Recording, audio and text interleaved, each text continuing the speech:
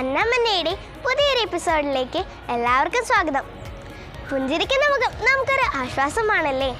കോപത്തോടെയോ ദുഃഖത്തിലോ ആയിരിക്കുന്ന മുഖം നമുക്ക് സന്തോഷം നൽകുമോ?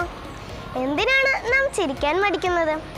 ചിരി നമ്മുടെ ആയുസ് കൂട്ടുന്ന ഒരു കാര്യമാണെന്ന് നമുക്കറിയാം.